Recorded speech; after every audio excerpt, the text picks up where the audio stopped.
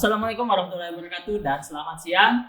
Jumpa lagi bersama saya Muhammad Hidayat dalam acara Selenting Selingan Info Penting. Telah hadir bersama saya rekan-rekan dari IFG Indonesia Financial Group. Sebelum masuk ke topik, sebelum kita kenalan dulu dengan teman-teman dari rekan-rekan kita dari IFG, perlu diketahui bahwa IFG itu merupakan holding perasuransian dan penjaminan badan usaha milik negara atau BUMN.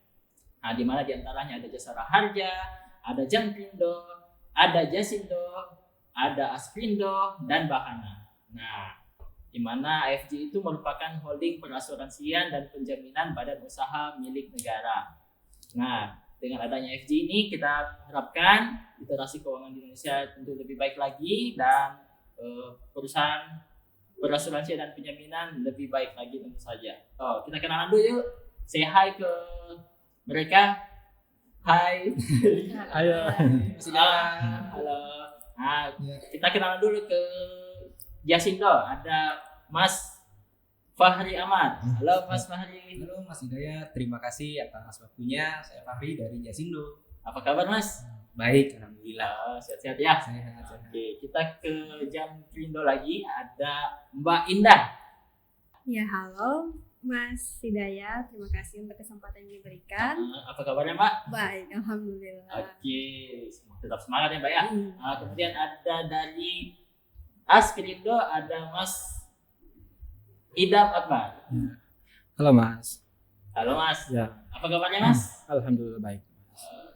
Nah, sebelum kita memulai ke topik kita yakni tentang kepemudaan, karena seminggu yang akan datang lagi atau pada tanggal 28 Oktober nanti kita akan ada Hari Sumpah Pemuda. Nah, sebelum masuk ke sana kita mau tanya-tanya dulu nih buat teman-teman dari Jasindo, Jampindo dan Askrindo mengenai apa sih tugas pokok perusahaan mereka. Barangkali ada dari Sobat Selinting yang ingin tahu apa tugas pokok dari perusahaan mereka. Oke, kita ke Mas Fahri dulu nih. Nah, kebetulan Mas Fahri sebagai karyawan Jasindo, mungkin boleh terangin dikit apa sih tugas pokok perusahaan dari Jasindo? Oke, baik, terima kasih Mas Hidayat atas waktunya. Seperti yang kita ketahui, mungkin di IFG ini kurang lebih kita sama ya, asuransi tugasnya adalah menjaga resiko dari nasabah kita tertanggung lah. Tapi di sini Jasindo mungkin pembeda utamanya adalah selain asuransi mobil, rumah, dan mungkin business interruption, kita lebih banyaknya di asuransi agri. Asuransi agri di sini adalah asuransi tentang pertanian, tentang sawah, tentang sapi, asuransi nelayan, seperti itu. Mungkin itu yang nggak ada di beberapa asuransi lain. Tapi overall kurang lebih kita sama. Tugasnya adalah sama-sama menjaga agar memberikan manfaat bila ada resiko yang terjadi dan dijamin oleh polis. Kurang lebih seperti itu sih. Iya. Besar sekali manfaatnya dari Jasindo itu sendiri. Kemudian kita ke Askrindo. Mungkin dari Mas Idam Akbar sebagai karyawan Askrindo, mungkin boleh terangin dikit apa sih tugas pokok dari Askrindo ke Sobat Selinting? Oke, baik Mas Hidayat, terima kasih atas kesempatannya. Kurang lebih tadi seperti Mas Fahri jelaskan, kita bergerak di bidang asuransi. Jadi Askrindo itu didirikan memang waktu itu untuk menjamin kredit ya. Namanya saja asuransi kredit Indonesia ya. Sama dengan yang tadi Mas Fahri jelaskan, kita bergerak di bidang asuransi, bahwa asuransi itu adalah perusahaan penanggung risiko ya. Penanggung risiko yang terjadi dari mitra kerja kita. Dan untuk Askrindo sendiri lebih banyak bergerak di bidang asuransi kredit, terutama kredit dengan program-program pemerintah dalam pengembangan UMKM ya. Apalagi sekarang di masa pandemi banyak program-program pemerintah yang diluncurkan oleh pemerintah untuk mengembangkan perekonomian nasional ya. Di luar itu kita juga bergerak di bidang asuransi umum. Alhamdulillah sudah beberapa tahun ini kita mulai menjalani asuransi umum. Selain asuransi umum kita juga memiliki produk untuk asuransi project ya, surety bond, bank garansi. Ya kurang lebih seperti itu Mas ya. Oh iya. Nah, kita ke Mbak Indah lagi nih. Sebagai karyawan Jamkrindo, mungkin boleh terangin dikit tugas pokok dari Jamkrindo itu sendiri gimana sih, Mbak? Iya, Mana tahu ada masyarakat yang mau tahu gitu. terima kasih Mas Hidayat. Oke. Ya, sama seperti Pak Idam dengan Pak Fahri ya. Jamkrindo sendiri bergerak dalam bidang penjaminan. Penjaminan yang dimana kita juga punya salah satu produk surety bond. Nah, yang seperti yang kita tahu surety bond itu ada beberapa, ada jaminan untuk uang muka, penawaran, pelaksanaan serta pemeliharaan. Ya, jadi kalau di Jamkrindo itu untuk surety bond itu yang paling sering yang paling utamanya mungkin ya, ya. yang utamanya Utamanya di Jamkrindo. Kurang lebih seperti itu, Mbak ya. Kalau jasa harga sendiri sebenarnya teman-teman mungkin sudah kenal ya dengan apa yang dinamakan samsat ya. Nah, kan jasa harga itu tugas pokoknya yakni menghimpun dana masyarakat dan memberikan santunan kepada korban-korban kecelakaan lalu lintas. Nah, menghimpun dana masyarakatnya dari mana? Dari misalnya pembayaran pajak di samsat. Misalnya kalau Mas Fahri punya kendaraan motor, ada STNK-nya itu kalau kita lihat ada SWDK LLJ di sana di mana sumbangan wajib dana kecelakaan lalu lintas jalan. Jadi sebenarnya ketika Mas Fahri sudah membayar pajak di samsat itu sudah include jasa harganya di sana. Nah, terus yang kedua yakni memberikan santunan kepada korban kecelakaan lalu lintas. Ya, apabila ada terjadi kecelakaan maka segera menghubungi jasa harja, pasti jasa harja akan hadir di sana seperti itu. Oke, itu tadi mengenai tugas pokok perusahaan masing-masing dari AFG. Seperti yang saya katakan tadi pemirsa dari Sobat Selinting, tanggal 28 Oktober kita akan ada Hari Sumpah Pemuda. Kebetulan tahun ini tema yang diajukan oleh Kemenpora, Kementerian Pemuda dan Olahraga itu yakni bersatu, bangkit dan tumbuh. Nah, kaitannya dengan bersatu, bangkit dan tumbuh, saya mau nanya nih teman-teman, mungkin dari Askerindo dulu, bagaimana sih kita para pemuda harus memaknai bersatu, bangkit dan tumbuh itu, dan bagaimana penerapannya dalam mungkin perusahaan Askerindo sendiri itu gimana? Oke, baik, terima kasih Mas Hidayat. Ya. Kalau untuk saya secara pribadi ya, ya. Memaknai makna bersatu, bangkit dan tumbuh. Memang sih kalau kita flashback lagi ya terkait Sumpah Pemuda. Di Sumpah Pemuda kan persatuan pemuda-pemuda dari seluruh penjuru Indonesia untuk memperjuangkan bangsa Indonesia itu dari penjajah ya. Betul. Jadi kalau untuk tema bersatu itu memang untuk di sosialisasi terus di dunia, di segmen apapun itu kita butuh persatuan, persatuan untuk menuju kebangkitan. Jadi dari yang terpuruk mungkin kita bisa bersatu untuk bangkit ke satu tujuan yang lebih baik lagi gitu.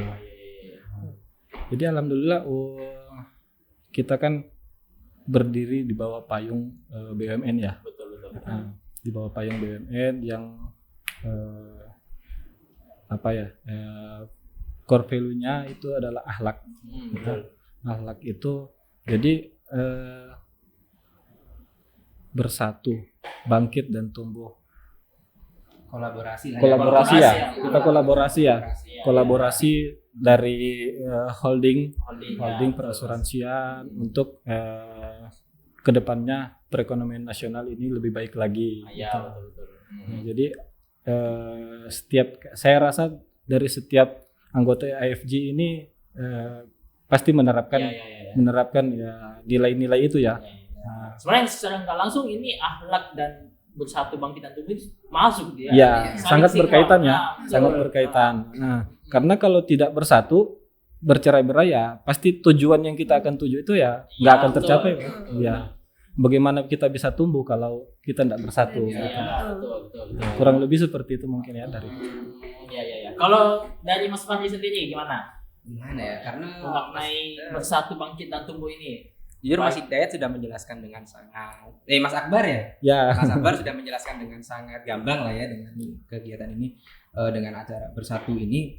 Kalau menurut saya Bersatu itu sesuai dengan Pancasila ya, Bhinneka Tunggal Ika kan, ya, persatuan gitu. Cuman kalau saat ini mungkin bersatunya adalah kita satukan tekad, bukan kita satukan raga, karena gimana kita harus jaga jarak karena pandemi. Betul. Nah terus karena mungkin kita saat ini ekonomi sedang terpuruk, mungkin sudah dirasakan masing-masing tertanggung susah, target susah. Kita harus bangkit, bertumbuh, menumbuhkan kembali semangat kita yang sempat pudar mungkin ya. Kita sebagai pemuda-pemuda saat ini nggak boleh menyerah. Dengan adanya mungkin pandemi, mungkin ada krisis apa kayak gitu, kita harus tetap bangkit dan terus bertumbuh. Seperti ya jargon kita, akhlak itu kita harus bisa terapkan itu di kehidupan sehari-hari. Menurut saya seperti itu sih. Kalau Mbak Indah sendiri gimana memaknai Bersatu Bangkit dan Tumbuh? Ya sama seperti, kurang lebih sama seperti yang dijelaskan Mas Faris atau Mas Idam. Ya untuk dalam suatu perusahaan saya rasa bersatu itu perlu, sangat amat perlu. Betul. Karena dalam suatu perusahaan, kalau seperti yang mereka katakan, kalau memang mau mencapai sesuatu, kita tidak bisa untuk sendiri, kita harus sama-sama bersatu. Lalu kita bisa tumbuh dan capai apa yang kita mau. Ini Bersatu Bangkit dan Tumbuh ini memang harus diinternalisasi dalam kehidupan pribadi kita maupun perusahaan kita ya. Nah, jasa sendiri bentuk internalisasinya itu bisa dilihat dari kualitas layanan kita ya. Misalnya kecepatan penyelesaian santunan meninggal dunia untuk korban kecelakaan itu kami itu sudah cuma 1 hari 14 jam, jadi kurang dari 3 hari kita sudah bisa serahkan santunannya. Dalam hal penjaminan korban kecelakaan di rumah sakit itu misalnya kita juga sudah sampai 93,17% sampai dengan September. Jadi apabila ada korban kecelakaan di rumah sakit, itu petugas kami yang berada di Samsat ataupun di kabupaten itu langsung berkoordinasi dengan rumah sakit, baik itu via WhatsApp atau telepon. Nah itu mereka langsung memberikan jaminan kepada korban kecelakaan lalu lintas. Nah seperti itu. Nah kaitan dengan pemuda nih. Nah tentu kita sebagai milenial ini kan punya sosok lah ya yang mungkin menginspirasi kita untuk kalau ingat toko ini rasanya rasa semangat kita tumbuh lagi seperti itu. Mungkin dari Mbak Indah gimana? Sosok ya. Sosok secara pribadi atau sesuai Mbak Indah mungkin ya. Kalau untuk sosok secara pribadi ya mungkin berhubung saya perempuan ya kayak. Karena saya perempuan, jadi sosok secara pribadi yang saya terinspirasi itu ya pasti bapak saya sendiri. Kayak begitu. Jadi kan yang namanya bapak ya apa ya? Namanya bapak itu pasti dia kerja keras. Dan pasti kerja keras tanpa mengeluh. Tidak pernah mengeluh dan selalu mengusahakan dan mengupayakan yang terbaik untuk keluarga. Jadi sosok yang menginspirasi Mbak Indah yakni sosok ayahnya. Nah, kita ke Mas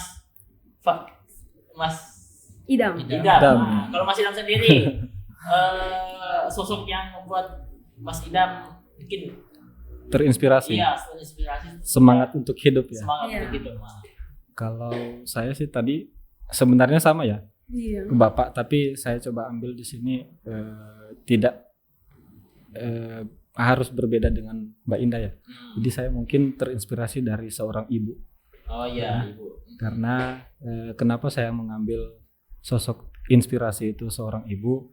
Karena melihat jeripaya ibu ya, yang selama hidupnya itu mungkin ya waktu masih gadis ya bisa masih merawat apa segala macam kan ya kan. Tapi kalau untuk setelah dia nikah terus sudah dari dalam kandungan saja kita itu dijaga sampai kita dibesarkan tanpa ada keluhan. Dia mau makan atau tidak, dia mau tidur atau tidak, itu dia nggak pernah mengeluh. Dia akan selalu memberikan yang terbaik kepada anak-anaknya. agar anak-anaknya itu menjadi sosok orang yang berguna bagi bangsa dan negara gitu. Saya jadi ingat kata-kata di Instagram ya, katanya seperti ini, satu orang ibu bisa menjaga 10 orang anak. Iya. Tapi 10 orang anak itu belum tentu bisa ya menjaga satu orang ibu ya. Itu sekali. Iya. Ke Mas Fahri. Mas Fahri punya sosok yang mungkin menginspirasi. Mas Fahri gimana? Saya terima kasih Pak Hidayat. Kalau Mbak Indah mungkin bapak ya, kalau Pak Akbar, Pak Indah mungkin ibu. Kalau saya mungkin sosok itu agak susah mungkin buat saya. Jadi mungkin saya sosok adalah mungkin keluarga atau gabungan dari keduanya dan juga anak-anaknya. Karena bagi saya keluarga itu adalah organisasi atau mungkin struktur pertama yang kita alami kan sebelum kedepannya. Terus bagaimana kita bisa bersatu, bangkit dan tumbuh kalau kita nggak bisa bersatu di keluarga itu sendiri, membutuhkan keluarga. Jadi menurut saya yang paling penting sosok yang menurut saya harus ya kita junjung tinggi dulu adalah keluarga kita. Karena jujur saat ini mungkin kondisi keluarga saya ya terutama mungkin itu nggak bersatu. Dimana karena kondisi pandemi ini kan, saya di Palu, ada orang tua di mana, adik di mana, pisah-pisah. Tapi seperti yang saya bilang tadi di awal, mungkin bersatu di sini adalah tujuannya sama. Kita di sini sama-sama memiliki nilai kekeluargaan yang tinggi. Jadi kita tetap dimanapun raga kita berada, tapi tujuan kita tetap sama. Jadi menurut saya sosok itu adalah keluarga sih, nomor satu dulu. Jadi kurang lebih lah sama. Kita bisa dapat poinnya bahwa sosok keluarga, ayah ibu itu merupakan tidak bisa dipungkiri ya bahwa mereka sentuhan kulit pertama kita kan, seperti itu. Kemudian nih, kan kita sudah bahas tentang sosok yang menginspirasi. Kemudian kita juga sudah membahas tentang makna arti bangkit, bersatu, bangkit dan tumbuh. Bersatu, bangkit dan tumbuh. Mungkin kita tidak bisa memungkiri bahwa banyak tantangan-tantangan di dunia atau yang dihadapi oleh pemuda saat ini, sehingga mereka kalau lihat data itu banyak pemuda yang bisa kita telah sebenarnya apa sih yang membuat Indonesia mungkin turun lah atau bagaimana sehingga pemudanya belum bersatu. Mungkin itu alasan juga mengapa tema ini diangkat ya. Seperti itu. Jadi pasti ada tantangannya. Kalau menurut Mas Idam, saya lagi ya. Oke. Mas Idam, Bapak Ketua di sini.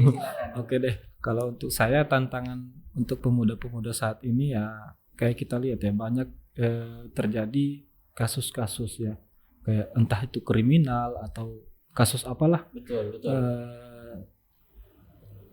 Banyak yang jiwa-jiwanya yang umur-umur yang masih belasan yang masih produktif lah, yang sebenarnya di umur itu dia bisa lakukan hal-hal yang positif, yang bisa membanggakan orang tuanya ya. Mungkin di sini juga pesan untuk moral. Jadi kurangnya pengawasan orang tua.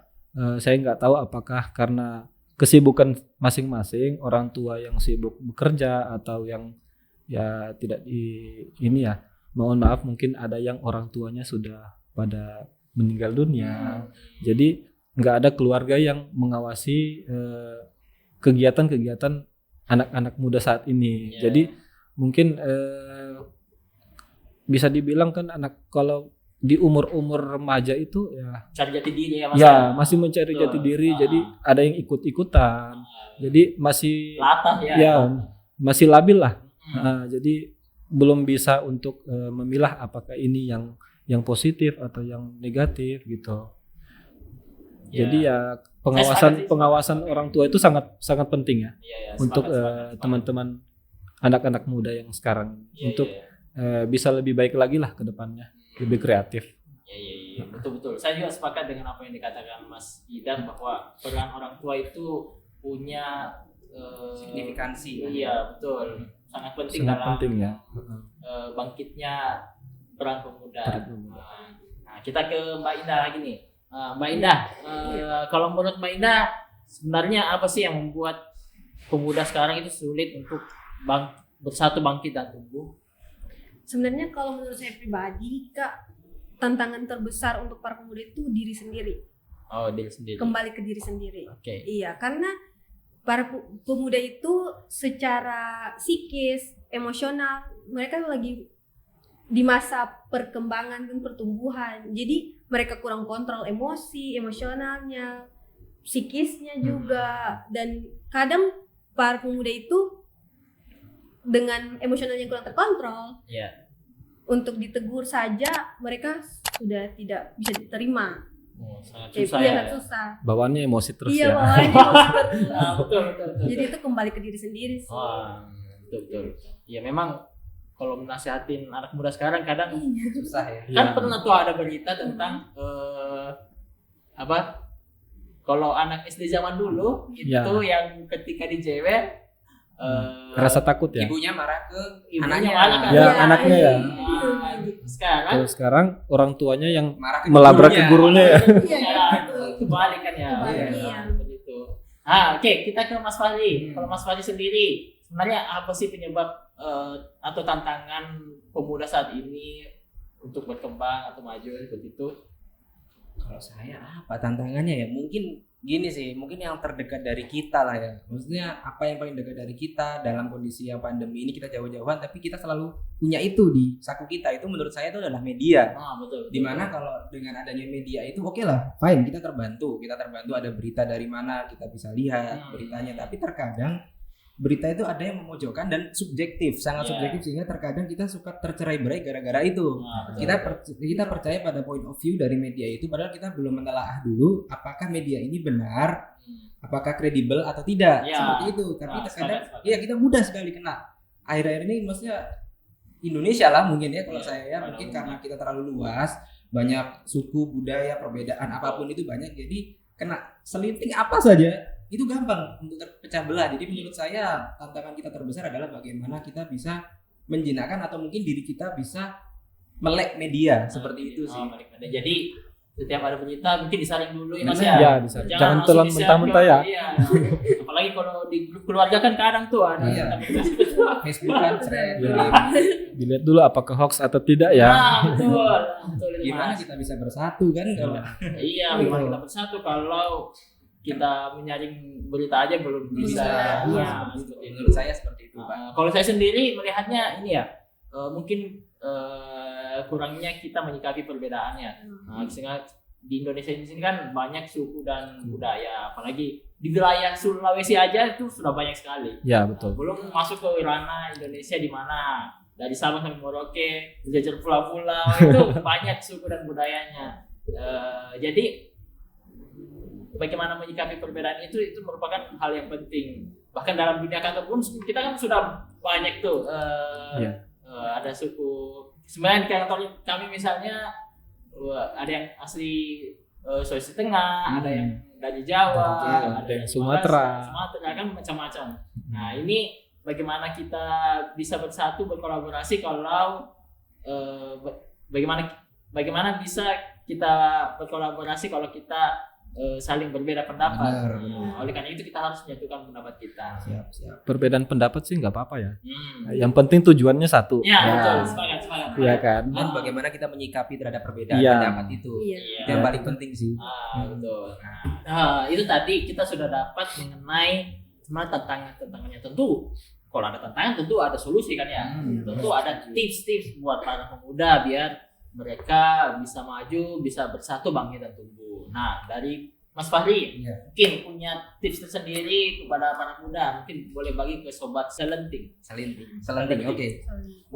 Kalau saya tadi bilang hambatannya itu adalah media, jadi mungkin tips saya adalah mengenai itu, mungkin bagaimana kita bisa melek media, memiliki literasi terhadap media itu sendiri. Karena menurut saya media itu adalah hal yang paling dekat dengan kita, walaupun kita jauh dengan orang, tapi dimanapun ada media. Jadi kalau menurut saya, bila ada apapun itu informasi muncul dari ya mungkin grup keluarga kah, atau mungkin informasi berita sekalipun, kita harus pastikan lagi, double check, triple check, berapa kali itu kita harus sering cek apakah ini benar, kredibel atau bisa dipertanggungjawabkan atau tidak. Karena itu menjadi kalau kita bisa memiliki hal itu, kita bisa memiliki literasi media, kita melek terhadap media, maka saya yakin persatuan kita ini bisa terjadi gitu. Kita bisa bersatu, bisa tumbuh dan mungkin bisa meningkatkan Indonesia menjadi lebih baik lagi. Harapan saya terhadap pemuda seperti itu. Iya, saya sepakat sih Mas. Memang tidak bisa dipungkiri peran media ini memang sangat besar sekali ya. Ya. Jadi perlu double check lagi gitu terhadap berita-berita yang beredar. Nah, ke Mbak Indah boleh? Mbak Indah sendiri punya tips yang bisa dibagi ke para pemuda biar mereka lebih bersemangat, bersatu, bangkit dan tumbuh. Kan kalau untuk tantangan tadi saya bilang itu tantangan dari diri sendiri. Iya. Jadi kalau tipsnya untuk para pemuda, tipsnya agar egois dirinya itu diturunkan sedikit. Bagaimana kita mau bersatu kalau kita masih egois? Kita tidak akan bisa bersatu kalau kita masih egois dengan dirinya kita sendiri dan teman-teman yang lain. Seperti itu. Kurang lebih dalam core value akhlak itu sebenarnya sudah mencerminkan semuanya. Mencerminkan agar kita tetap bersatu. Saling menghargai. Harmonis. Nah, seperti itu, kolaboratif. Ke Mas Idam. Kalau ke Mas Idam sendiri gimana nih? Kalau untuk saya sih sudah diambil semua ya tadi ya. Jadi saya kutip aja dari yang tadi saya bilang tantangan ya. Mungkin karena pengaruh pengawasan orang tua ya. Mungkin buat para pemuda agar lebih selektif memilih teman. Betul. Memilih teman dari media juga tadi yang dibilang Mas Fahri dan Mbak Indah juga bilang tadi emosional diri sendiri ya. Jadi kalau untuk memilih teman bukannya kita memilih teman ya. Jadi kita melihat nih teman mana yang kita mau rangkul untuk bersatu mencapai tujuan yang baik gitu. Jadi lebih bangkit lagi sekarang mungkin kita menjadi pengusaha kecil-kecilan UMKM. Mungkin besok kita menjadi pengusaha yang lebih besar lagi gitu kan. Untuk perekonomian kita lebih baik lagi kan. Jadi gitu. Jadi bukannya kita memilih saya mengajak teman-teman untuk memilih teman yang saya nggak mau berteman dengan kamu gini. Ada pepatahnya tuh Mas. Iya. Kalau kita berteman dengan penjual minyak ya kita kan pasti wangi kan. Kalau kita berteman dengan penjual ikan ya kita bau amis gitu kan.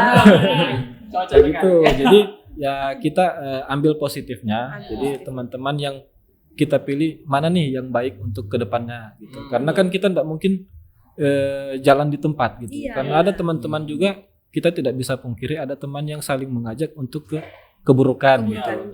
Ya kita bukannya kita musuhi, tapi ya kita bagaimana pelan-pelan mencabut diri, tapi buat dia menjadi kita itu menjadi inspirasi dia untuk menjadi yang lebih baik lagi. Bukan ditinggalkan tapi dirubah. Kita tidak tinggalkan tapi ajak dia untuk menjadi lebih baik gitu. Saya jadi ingat kata saya sih kita bukan memukul tapi merangkul. Betul. Bukan marah tapi ramah. Benar, setuju. Oke, kita ke closing statement nih.